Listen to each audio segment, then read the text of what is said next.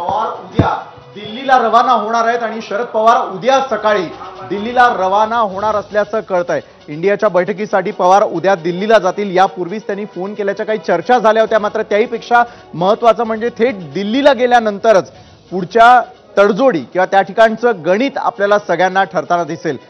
सरिताजी, इंडियाच्या बैठकीसाठी पवार उद्या दिल्लीला रवाना होतात।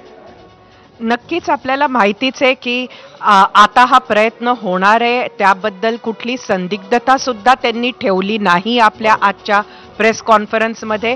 आणि इंडिया आघाडी ही सरकार बनवण्याचा सुद्धा प्रयत्न करणार आहे हे सुद्धा त्यांनी सांगितलं।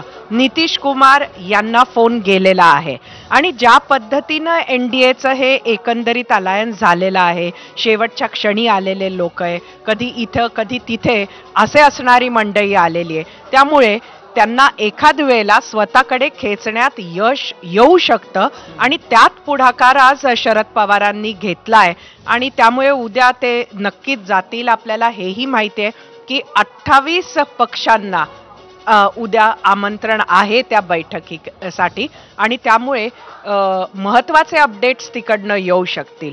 तो एक शो ऑफ स्ट्रेंथ सुद्धा आहे आणि येणाऱ्या काळासाठी हा शो ऑफ स्ट्रेंथ सुद्धा राजकारणात महत्त्वाचा ठरेल।